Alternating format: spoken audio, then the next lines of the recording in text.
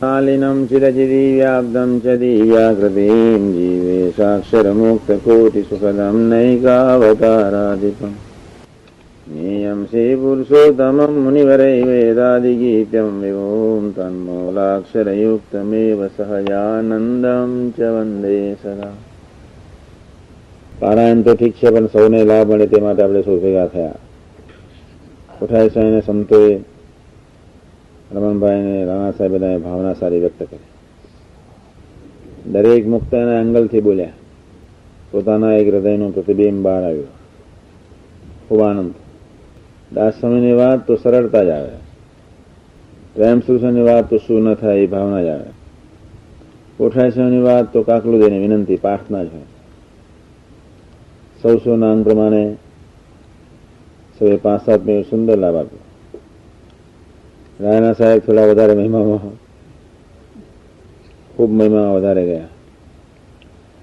સૌએ બહુ ધ્યાન રાખવાનું, સ્વામી તે સ્વામી.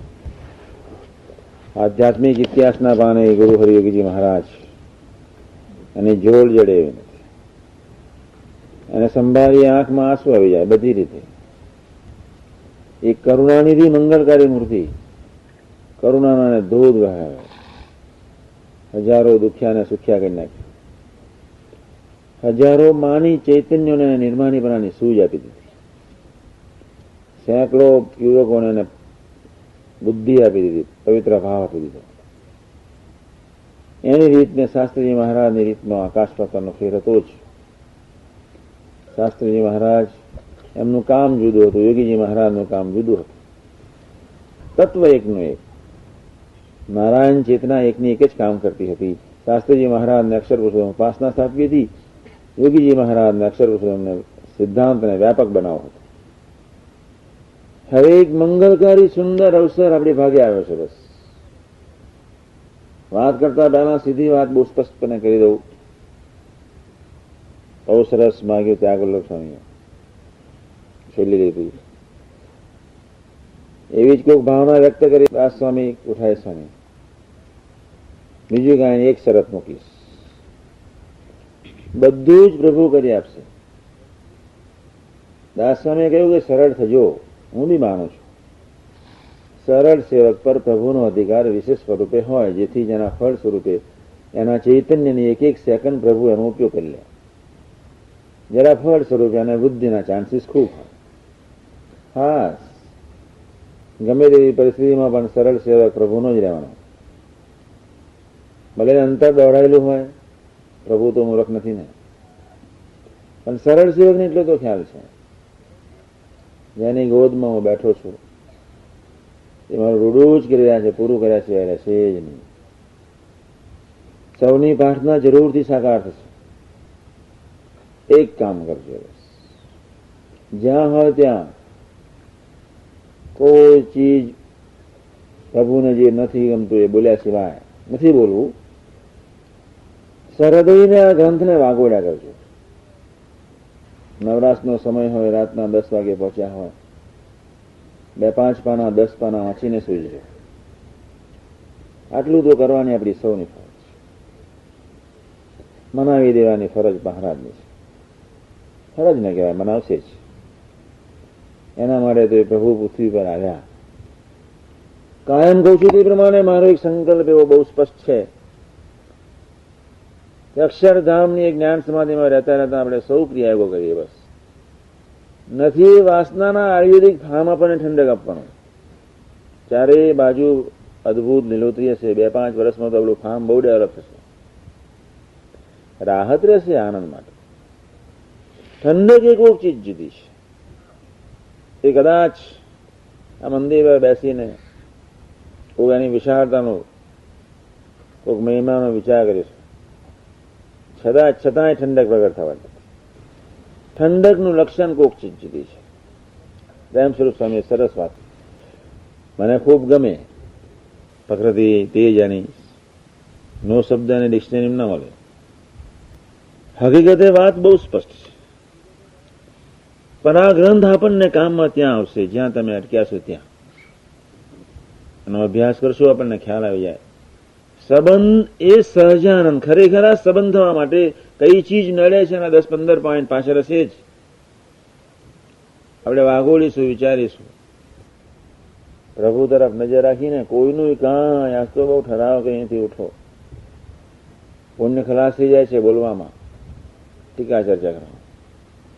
બે મિત્રો, બે સત્સંગી ભાઈઓ ભેગા થાય, દૃષ્ટિ કરજો, ખૂબ આનંદ કરજો, ગુણાનુવાદ ગાજો, મહારાજથી મળીને બધા જ ગુણાતી સ્વરૂપોમાં લય થઈ જજો. મોટા પુરુષને ગમે છે, હાસ થઈ જશે. કોઈ દિવસ કદાપી કોઈ સંજોગ અવરાભાવમાં નહીં જતા. બસ ગ્રામ્ય કથા વાર્તા એ ટીકા ચર્ચા આપણને હવે ન શોભે. એક ભાવના દિલથી છે. કાયમ કહું છું, પ્રભુના સાનિધ્યમાં 5 પાક્યા. પ્રભુની મૂર્તિનું સુખ લેનાર, નિર્દોષ બુદ્ધિના સેવકભાઈ ઉઠાવ લેનાર. એ પર્વતભાઈને ગોરધનભાઈને બાત કરતા એમાં 40-50 હતા. મિયાજી, રતનજી, અભયસિંહ ને બધા જ સુખ પામી જાય છે. શાસ્ત્રીજી મહારાજે ખૂબ દાખલો કર્યો, ભગતજી મહારાજે ખૂબ દાખલો કર્યો. ભગતજીને સમજનાર 2 હતા પણ બોધલા હતા. યોગીજી મહારાજે ખૂબ દાખલો કર્યો. હીર નીચોઈ નાખ્યું. સમજનારા બહુ ઓછા નીકળ્યા, આંગળીના વેડે ગણાય એટલા.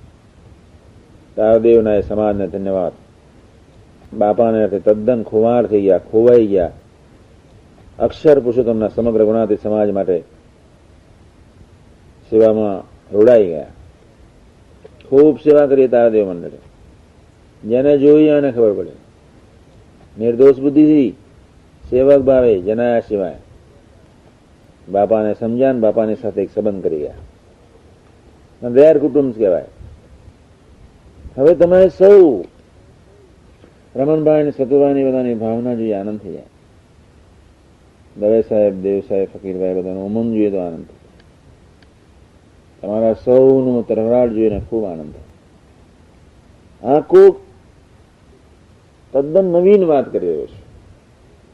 વાસનાનું થાન કે હરિધામનું મંદિર, કોક પરમ શાંતિમાં જવા માટે કોક પ્રેરણા આપશે. સાનુકૂળ નહીં બને. સાનુકૂળ તો એક સાધુ બનશે અને સાધુ સાથેનો સંબંધ બનશે. એવો એક વચનામૃત પ્રથમ 62 પ્રમાણનો સંબંધ ખરેખર દ્રઢ થઈ જાય. તે માટે આપણે આ ચેપ્ટરને વાગોળજો. ઘણા ગ્રંથમાં હું લખી દઉં છું કે સંબંધ એ સહજાનંદ. આ પ્રકરણને વિશેષપણે કરીને વાગોળજો. એક સરસ પ્રસંગની વાત કરું છું, ન કહેવાય એવી વાત કરું છું. ગોંડલની ધરતી પર 2 સાધુ નવાસ થયા. બહુ નાનકડો પ્રસંગ છે, સાંભળજો. સાધુ થયા પછી ત્યાં જ રહ્યા. સ્વામીએ કહ્યું રહો, બાપાએ જ બનાવ્યા. એ સાધુને કોઈક નવી કક્ષાએ લઈ જવા માટે કોઈક પોતાના ખાતાનો જીવ છે એટલે મંડાણ બાપાએ શરૂ કર્યું. વર્ષો પહેલાની વાત કરું છું. બંને સાધુ સાથે સૂતા હતા. એમાંથી એકને રાત્રે કઈ કામ હશે તો લઈ ગયા. 5-10 સેવકો, 2-4 સંતો બધા એને ફરી વળ્યા. શરદ પૂર્ણિમાની મીઠી રાત. એના જીવનમાં કોઈ શરદ પ્રભુએ પ્રગટાવીએ છે. ધ્યાનથી સાંભળજો. બસ પેલા બધું એક ગ્રુપ એને ભેગું મળીને કે તો આજથી નિયમ લેજે, કદાપી કોઈ સંજોગોમાં પ્રમોક્ષનો ઉચ્ચાર ના કરીશ.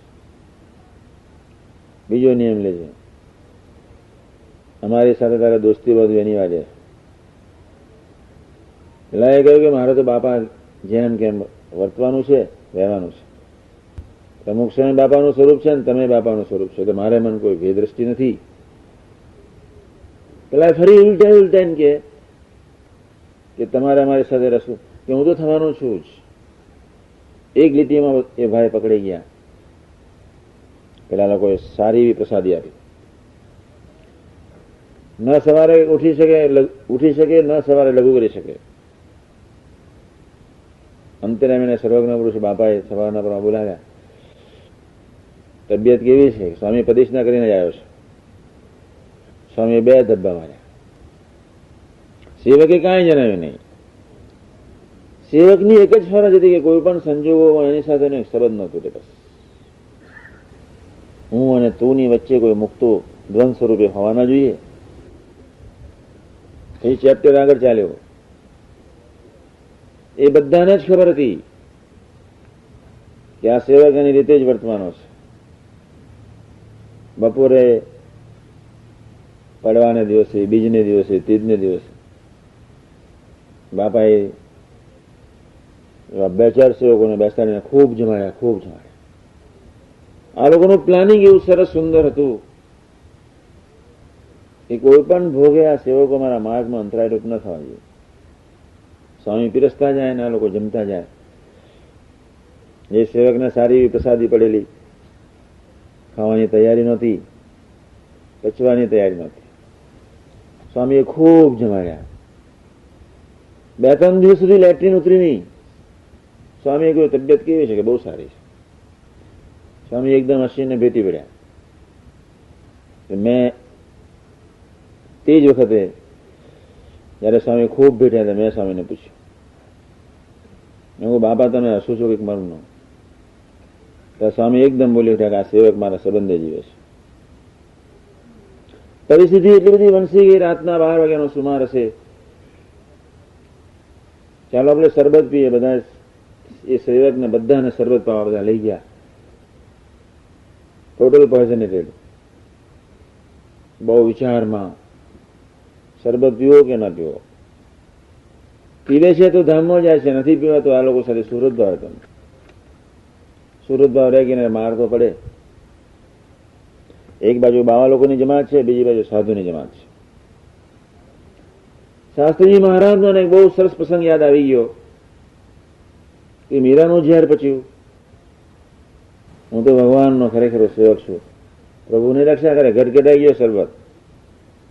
ટોટલ ગ્રીન શરબત હતો. શરીર પર થોડી અસર દેખાઈ. સવારના 5:30 વાગે બાપાનો ધબ્બો વાગ્યો. શાંત. સ્વામી કે આજ તો 8:30 વાગે તમે પ્રસાદ આપવો છે. સેવક 8 વાગે ત્યાં ગયો. સ્વામી બધી બહુ વાત કરવા માટે ખૂબ પ્રયત્ન કર્યો. તમને કાંઈ શરીરમાં થાય છે? પેલો સેવકે કાંઈ નહીં. સ્વામી કે તમારે આંખમાં તો ઊંઘ છે? તો કે ઊંઘ આવે છે. તમે કે રાત્રે પીધું હતું? તો કે હા. શું પીધું? તો કે શરબત. સ્વામી કે શરબત નહીં પીધો, કાંઈ બીજું પીધું છે. ત્યાં સેવકની આંખમાં આંસુ આવી ગયા. આંસુ આવી તો બાપા એકદમ બોલી ઉઠ્યા, શું છે વાત કર. સ્વામી બીજું તો કાંઈ નહીં, સાધુ થયો છે તો સાધુતામાં ટકાવજો બસ. તમારો સંબંધ અખંડ રહે, કોઈનો અભાવ ના આવે એટલું કરી આપજો. આ એક સંબંધી જીવવાની કોક ચીજ જુદી છે. બાપાએ પછી પ્રસાદ આપી દીધો. 8:30 વાગે ખૂબ જમાડ્યા, ખૂબ આનંદ કરાયો. અને ત્યાં આશીર્વાદ આપતા એકદમ બોલી ઉઠ્યા, લો તારે આજથી અખંડ સંબંધ. ઇન્દ્રિયો અંતઃકરણ તદ્દન જુદા થઈ ગયા. આ એક કક્ષાની જુદી વાત છે. આવી કોઈ કસોટી તમારી કોઈની આવવાની નથી. અત્યારે તો લહેજતમાં અક્ષરધામ સુહૃદ ભાવથી. પણ તમારી પાસે અમે એટલી ઈચ્છા રાખીશું, પ્રભુના એ ભવ્ય સ્વરૂપને તમે પુરુષ જેવા નહીં જાણતા બસ. એટલે જ આ 2 પેરેગ્રાફ વાંચું શક્યા. એમાંથી તમને ખૂબ ફાયદો થઈ જશે. પ્રભુને પુરુષ જેવા ન જાણો તો તમારા સંકલ્પ વિકલ્પ ખલાસ થઈ જાય. આ સંતોને તો કોઈ પણ ભોગે, કોઈ પણ સંજોગોમાં વ્યવહારમાં પડવા દેવાનો નથી. શું વ્યવહારમાં દાટ્યું છે. ધન્યવાદ અમારા સારા ભાઈને અહીંયા રહેવા છતાં ખૂબ વ્યવહાર કરે છે, છતાં વ્યવહારથી અલિપ્ત. મંદિરનું બધું જાણવા છતાંય નિર્લેપ. એને જેટલું કામ સોંપેલું વ્યવસ્થિતપણે કરે જ જાય. બધાના સ્વભાવની ખબર છે, બધાની પ્રકૃતિની ખબર છે, બધા વ્યવહારની ખબર છે. એ સારા ભાઈની કક્ષાએ બધા સંતોને લઈ જવાનો છે. વ્યવહાર ભયંકર બંધનરૂપ છે. આપણે ક્યાં સંસાર મળ્યો છે એ વ્યવહાર કરીએ. સંતોએ તો બહુ ધ્યાન રાખવાનું છે. જે કામ સોંપ્યું હોય સર્વોપરી ભાવે, ભક્તિભાવથી, પૂર્ણ ભક્તિભાવથી, મહિમાથી, પ્રસન્નતાને માટે જ કરી દઈએ. મારા સારા ભાઈને કોક સંત કઈ બી કહેતા હશે, કોઈ હરિભગત કાંઈ બી કહેતા હશે, કોઈ માનતા બી નહીં હોય, મગાવતા હશે તો કંઈ મળતું બી નહીં હોય, છતાં મને કે તમને કદાપી કોઈ સંજોગોમાં વાત નથી કરતા. ઘરની વાત કોઈ જગ્યાએ બહાર જાય નહીં. ખૂબ મૂક સેવક, ખૂબ મૂક સેવક, એનું નામ સરળતાનું સ્વરૂપ. જાણે છે મેં માગ્યું છે, મળ્યું નથી, પ્રયત્ન કર્યો છે, સચવાયું નથી, પ્રસંગ તો બને જ, શું કહેવાના બને, બનવા જોઈએ. છતાં એક સારા બહેનો, નથી કોઈ જ્ઞાન, નથી કોઈ સૂઝ, નથી કોઈ બુદ્ધિ, કાંઈ મળે નહીં. સારા બહેની પહેલી પ્રકૃતિ ને અત્યારની પ્રકૃતિમાં આકાશ પાતાનો ફેર છે. નક્કી જ કરી નાખ્યું છે, ગમે છે એટલું જ કરીને બેસી રહ્યું છે. એનું નામ સંબંધ ગયા. પ્રેમ સ્વરૂપ સરસ વાત કરી. આ જે વાત, જે પેરેગ્રાફ અહીંયા વાંચી છે, સારા ભાઈને ટોટલ લાગુ પડી જાય. હું ક્રિયાને ઠાકર, હું મારી સેવા, મારા સ્વામી. ઇન્દ્રિયો અંતકના ભાવને ઊંચા થવા હોય તો ન થઈ શકે, શક્ય નથી. પ્રભુની ચિદાકાશની ચેતના શક્તિનો પાવર અને ચૈતન્ય અખંડિત છવાયેલો હોય તો ઇન્દ્રિયો અંતકને બિચારા શું કરશે? મચ્છર કેવી રીતે હાથીને મારી શકશે? કાનમાં પાસે તો મારે. કહેવાનો મતલબ એ છે ક્યાંક શુદ્ર ચેતના આગીઓ ને ક્યાં સૂર્યનારાયણ. પણ આવો એક ધારી સરળતાથી એવા પુરુષ સાથેનો સંબંધ થઈ જાય, કોઈ દાખલો કરવાની જરૂર નહીં. તમે બધા આવ્યા, ખૂબ દાખલો કરીને બેઠા છો, મને ખૂબ આનંદ બી છે. વરસથી બોલું છું, કિનારે આવેલું વાન ડૂબે નહીં. 100-200 એકાંતિકી ભક્તિ એટલે કેવળ પ્રભુ તરફ નજર રાખીને જીવનારા સેવકો, પ્રભુના બળે જ જીવનારા સેવકો, પ્રભુના જ ગમતામાં જીવનારા સેવકો, પ્રભુને અર્થે જ જીવનારા સેવકો, એવા 100-200 બહુ વહેલા તૈયાર થાય એવી એક ભાવના છે. અને એટલા જ માટે સંબંધ એક અનિવાર્ય ચીજ છે. હું વાંચીશ, આપણે ક્યાં છીએ જોવાનું. મારું થોડું સામાન્ય ગાળું કામ તો ખરું જ. એક શરૂ ન કરીને બીજું ઊભું કરું, બધાને મેં અટવાયા જ કરે, બધાને ભેગા લઈ લો, છતાં કાંઈ ના ખબર પડે તો કશી જ બુદ્ધિ શક્તિ ના હોય. દાસ સ્વામીએ સરસ વાત કરી. એની રીતિ નીતિ સ્થિતિ જો ન સમજાય તો આયા કરે જાવ ને, અને તમારે સમજવાની શી જરૂર છે? એ વાક્ય મને ખૂબ ગમી ગયું. એનું દિલ બોલતું. એ જે કરે છે ભળવાનું છે, શું કરે છે વિચારવાની જરૂર નથી. ઈંટ કહે તો ઈંટ મૂકો, પથ્થરો કહે તો પથ્થરો, પાવડો કહે તો પાવડો લો. જે સોંપે તે ટાઈમે કરે જવાનું છે. તો પૂર્ણાહુતિના મંગલ દિવસે તમારા સૌ વતીની પ્રાર્થના કરીશ, સંતોની આ કથા વાર્તાને વાગોળજો. પ્રસંગો 2-5 સાંભળ્યા એ વાગોળજો. તમારે વાંચવાનું છે, મહારાજ બળ આપશે. પણ આટલું તો પાક્કું કરાવવું છે, આંખ નાક કાન.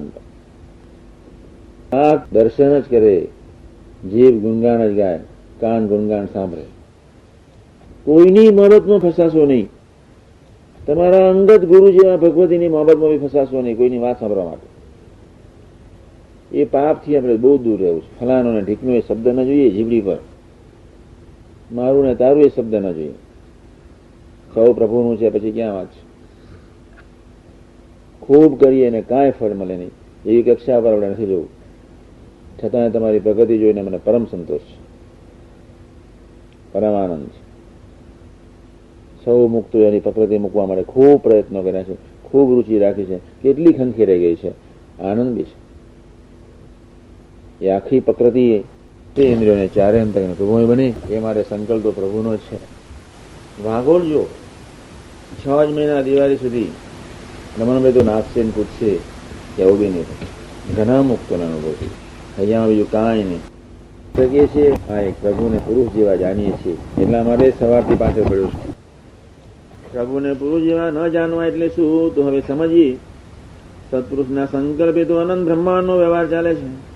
પણ પ્રભુ જયારે પૃથ્વી પર આવ્યા હોય ત્યારે લાખો માનવીઓના નગુણ એવા ઇન્દ્રિયો અંતકને પ્રભુમય બનાવવા માટે અને અસંખ્ય મુક્તોની સેવા લેવા માટે વિવિધ પ્રકારના વ્યવહારિક ક્રિયાયોગો ઉભા કરશે જ. ખેતીવાડી, ગૌશાળા અને મંદિરની જુદી જુદી પ્રવૃત્તિઓમાં સૌને જોડશે જ.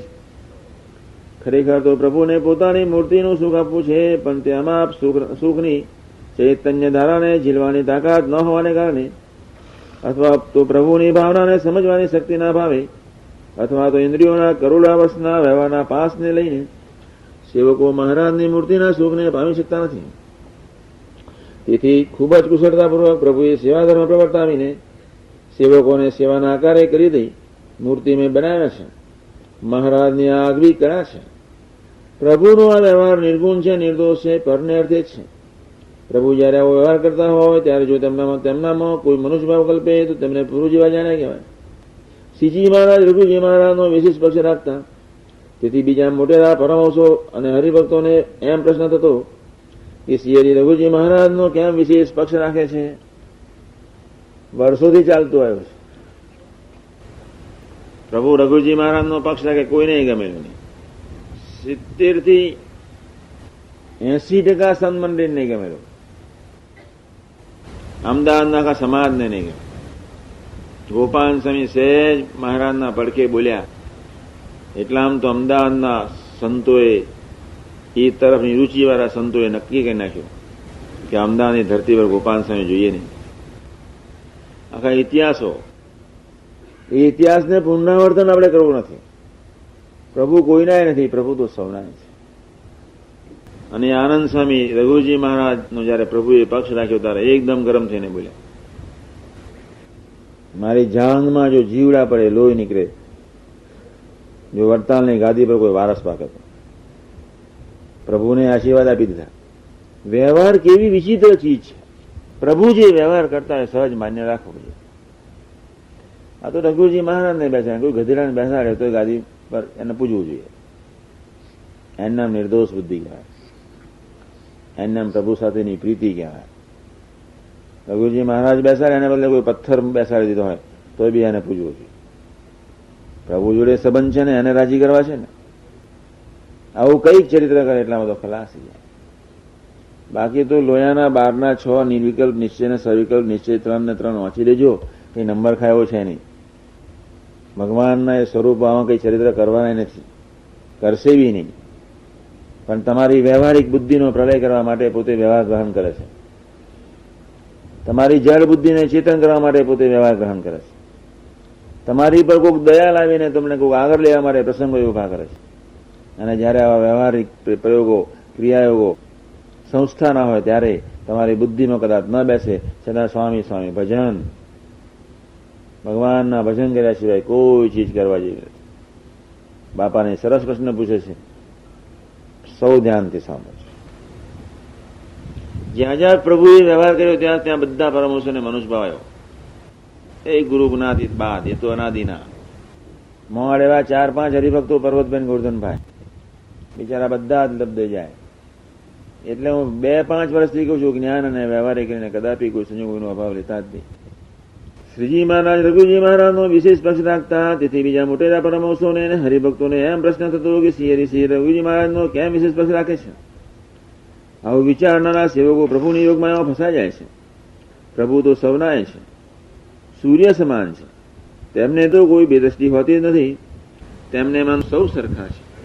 પણ જેવો સેવકોને પ્રભુ સાથેનો સંબંધ, તેવું તે સુખ લઈ શકે છે.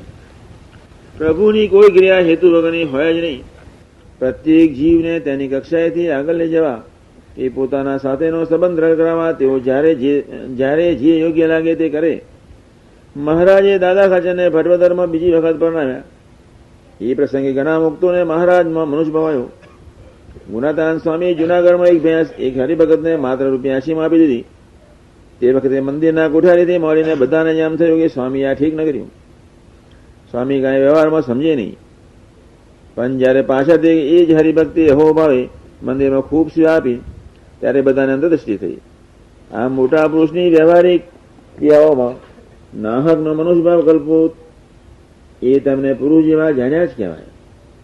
બ્રહ્મ સ્વરૂપ શાસ્ત્રી મહારાજે અક્ષર પુરુષોત્તમ મહારાજના મંદિરો બાંધવાની શરૂઆત કરી ત્યારે કેટલાય મુક્તો એમ બોલતા કે આ શાસ્ત્રી તો પથરા જને છે, મંદિરોની પ્રવૃત્તિ કર્યા કરે છે, તે બધાને જ્ઞાન ક્યારે આપશે? પણ તે બધા અક્તરડાયોને ક્યાં ખબર હતી કે પ્રભુ સાથે જીવોનો સંબંધ કરાવી ચૈતન્ય મંદિરો બનાવવા માટે શાસ્ત્રીજી મહારાજ સ્થાવર મંદિરો વધી રહ્યા છે.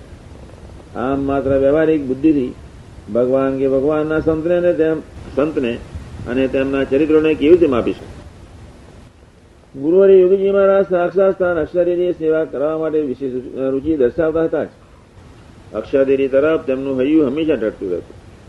એટલે બીજા મંદિરોના કોઠારીઓને મુક્તોને આમ થતું કે યોગી બાપા અમારું તો કઈ ધ્યાન રાખતા જ નથી, અમને તો અરમાયા જ ગણે છે. આવી રીતે બાપાને વિશે ઘણા મુક્તો મનોજભાવ પડતા હતા. આમ જો કોઈ ઘનશ્યામચંદી ગુરુહરિ માટે અવળું માની લઈએ તો તેમને ગુરુ જેવા જ જાણ્યા કહેવાય. એ તો રસઘન મૂર્તિ છે, પ્રભુનું સાક્ષાત સ્વરૂપ. એમની એક એક ક્રિયા દિવ્ય અને કલ્યાણકારી છે. તો આવી રીતે વ્યવહારિક દ્રષ્ટિથી પ્રભુને માપવા તે એક ભયંકર પાપ છે, અજ્ઞાન જ છે. મોટા પુરુષ તો મૂર્તિ આપવા સિવાય અને ભગવાનનો સંબંધ કંદરાળ કરાવવા સિવાય કાંઈ કશું જ કરતા નથી. પરંતુ તેઓ તો સેવકોની જળ અને વ્યવહારિક બુદ્ધિને પવિત્ર અને પ્રભુ બનાવવા માટે જ વ્યવહારિક બુદ્ધિને ગ્રહણ કરે છે. તેઓએ ગ્રહણ કરેલી વ્યવહારિક બુદ્ધિમાં ખરેખર નિર્દોષ બુદ્ધિ રાખીએ તો આપણી બુદ્ધિ પણ નિર્દોષ થઈ જાય. આમ માનવીની જળ બુદ્ધિ દિવ્ય બનાવવા માટે જ આવા પુરુષો આવી લીલાઓ કરતા હોય છે. અને એવું જો દિલથી માનીએ તો પ્રભુ કુશાગ્ર બુદ્ધિ આપીને સ્વરૂપની ઓળખાણ કરાવી દે છે. બહુ સરસ. આટલા 2-4 પ્રસંગોથી આપણને બહુ સ્પષ્ટ ખ્યાલ આવી જાય કે આપણે પ્રભુની એ યોગમાયામાં આપણે પણ ન ફસીએ.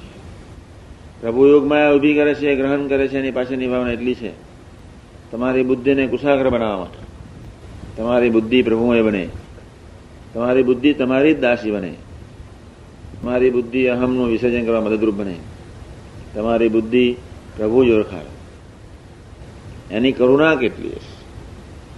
શાસ્ત્રીજી મહારાજ અને યોગી મહારાજે વ્યવહાર કર્યા એની પાછળની ભાવના એટલી છે સર્વે ચૈતન્ય પ્રભુમય બને. બસ એટલે આપણે ઘણી વાર બી અટવાઈ જઈએ છીએ. સૌએ ધ્યાન રાખવાનું. એમાં વડીલ હરિભક્તો અને વડીલ સંતોએ તો ખૂબ ધ્યાન રાખવાનું. કદાપી કોઈ સંજોગો મોટા પુરુષ જેવા નથી. વ્યવહાર કરે છે પૂછીને યા હોમ કરીને જશો. એક વાર ન ખબર પડતી તો 2 વાર પૂછી લઈએ. પણ ટીકા ચર્ચાનો વિષય ન થાય. મન શંકા ધારણ ન કરે. સુહૃદ ભાવથી સર્વના થઈને ઉઠાવી શકીએ તે માટે જ આપણે સજાગ રહેવાનું છે, ધ્યાનમાં રહેવાનું છે. બધાએ જ વ્યવહાર કરવાનો છે. અમારે તમારે ભેગા મળીને અમારે પ્રભુને પ્રાર્થના કરવાની, તમારી સાથે રસબસ થવાનું. તમારે પ્રભુને પ્રાર્થના કરવાની છે કે અમારું જે છે ભગવાન સંતોનું છે. હરિભક્તોને સંતોની રસબસતા વધે, આત્મીયતા વધે, એ જ આપણું સાધન છે. તો આવું કાંઈક જે નડતું હોય આપણે બહુ ધ્યાન રાખવું. આ સંબંધમાં કચાશ ક્યાં ક્યાં આવે છે એના 10-15 મુદ્દા પાછળ છે જ. અત્યારે એવો કોઈ ટાઈમ નથી, છતાં બહુ સાદી અને સરળ ભાષામાં સમજાવી દીધું છે. કોઈ વાંધો આવે એમ છે. હવે એક છેલ્લી વાત પૂરી કરીએ. પ્રભુને સ્વભાવ જેવા ન જાણવા એટલે શું? બહુ ઊંચી કક્ષાની વાત છે. તો જ્યારે તેમનો કરતા સમજીએ ત્યારે સ્વભાવ જેવા ન જાણ્યા કહેવાય. કરતા થકા અકર્તા બધું જ કરે છે છતાં નિર્લેપ. ગમે તેટલી ક્રિયાયોગો કરે છતાં એને રંચ માત્ર સ્પષ્ટ થતો નથી. અને એ ક્રિયાયોગોને મંગળકારી બનાવે છે. એક સરસ વાત કરો. બંધ્યાના એક અમારા ચુની ભગત છે. એને પ્રવૃત્તિ બહુ ગમે નહીં. ધ્યાન ભજન સેવા જ ગમે. યોગી મહારાજથી દૂર નહોતું જવું. અહીંયા આવશે હું બોલાવી લઈશ, એની વાત સાંભળજો. એકાંતિક ભગત છે, થોડા બહુ ઉતાવળ અને પ્રેમી. જયારે બંધ્યા એમણે એ નવા ગામમાં જયારે મૂક્યા ત્યાં રહેજો, મંદિરે રહેજો, ગામડે ફરજો. એકદમ બોલી રહ્યા, સ્વામી માને તો ધ્યાન ભજન ફાવશે, રોટલો ખાઈશ ને ભજન કરાવીશ. સ્વામી કે હું કહું એમ કરજો. અક્ષરદીદીએ લઈ ગયા, પ્રાર્થના કરાવડાવી, પ્રદક્ષિણા કરી. બહુ બેઠું નહીં. સાધના નીકળતા હતા એટલે શાસ્ત્રીમાંથી રૂમે લઈ ગયા. લઈ જઈને આશીર્વાદ આપ્યા. તમને જે પ્રવૃત્તિમાં નાખીએ છીએ સેવા છે, પ્રવૃત્તિ નહીં માનતા. શાસ્ત્રીજી મહારાજ એ પ્રવૃત્તિથી પર હતા અને તમે પ્રવૃત્તિથી પર થાઓ એવો અમારો સંકલ્પ છે. અને ત્યાં શાસ્ત્રીજી મહારાજની મૂર્તિની આંખમાંથી તેજ નીકળી. ત્યારે એને ખ્યાલ આવ્યો કે આ પુરુષને આવું કરાવવું છે.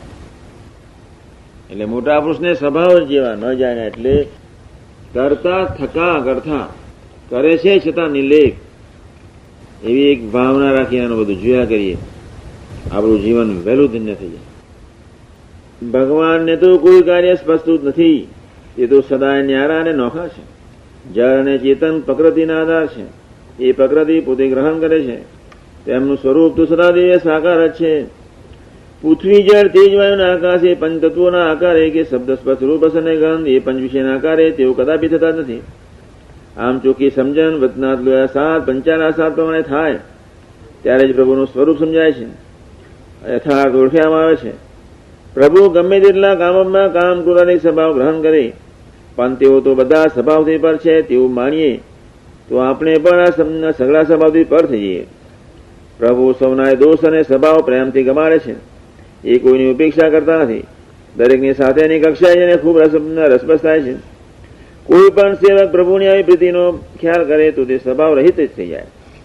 મોટા પુરુષમાં આળસ, પ્રમાદ, દેહભાવ, નિંદ્રા વગેરે દેખાય કે તેઓ સારા નરસા વિષયોમાં આસક્તતા પણ દેખાય, ત્યારે જરૂરથી માનવું કે એ બધી તો એમની યોગમાયા છે.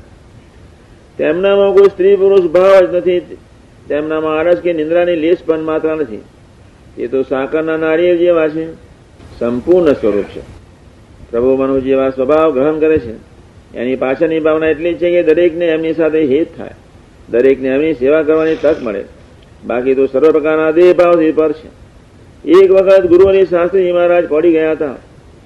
એક હરિભક્તે બીજા હરિભક્તને પૂછ્યું, શાસ્ત્રી મહારાજ શું કરે છે? ત્યારે હરિભક્ત બોલી ઉઠ્યા, સ્વામી તો ઊંઘી ગયા છે. ત્યારે યોગી બાપા એકદમ બોલી ઉઠ્યા, ગુરુ શાસ્ત્રી મહારાજ ઊંઘી ગયા છે એવું ન કહેવાય, એ તો બીજા બ્રહ્માંડમાં કામ કરવા ગયા છે એમ માનવું, પણ ઊંઘી ગયા છે એમ ન માનવું.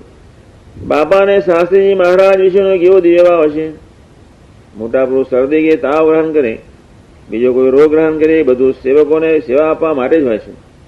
માટે મોટા પુરુષના પગ દાબવા, એમને પંખો નાખવો, એમની દવા આપવી, એમના શરીરની સર્વ પ્રકારે માવજત કરવી, એ આદિ કે એમના દેહની પણ સર્વ પ્રકારની સેવા જો નિર્દોષ બુદ્ધિ અને દિવ્ય ભાવથી થાય તો ગમે તેવો જળ સેવક હોય તો પણ પ્રભુ તેના હૈયામાં ભક્તિ પ્રગટાવી દે. ટૂંકમાં મોટા પુરુષ જે સેવા ગ્રહણ કરે તે ભક્તોના ઇન્દ્રિયો અંતઃકરણને શુદ્ધ કરવા માટે જ કરે છે. પ્રભુને સર્વના નિયંતા સર્વ કરતા કરતા જાણવા એટલે શું? તો ગમે તેટલા માન અપમાનના પ્રસંગોમાં, હાન વૃદ્ધિ સુખ દુઃખના પ્રસંગોમાં સેવક તો અંતરમાં પ્રભુને કેવળ ધન્યવાદ જ આપ્યા કરે. મારા વાલી રાણી આ બધી લીલા છે એમ માની તુહી જ કર્યા કરે, પણ અપમાન કરનાર કે ભજવનારનો વાંક કદાપી કોઈ જોઈ શકે જ નહીં. કોઈ સંજોગોમાં તે કેમના ક્યારેય કોઈનો ભાવ લઈ શકે જ નહીં.